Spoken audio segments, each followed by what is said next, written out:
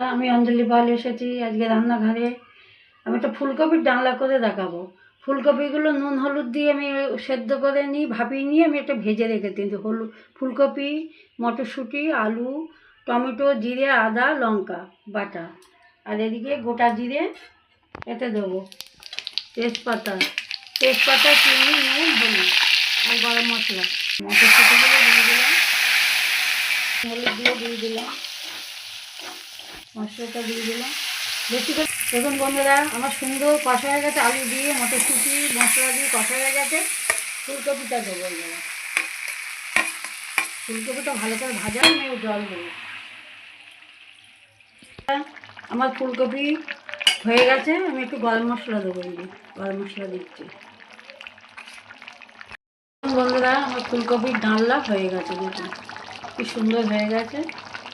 ভালো লাগলে একটু দেখবেন, দেখে কমেন্ট করবেন। নমস্কার।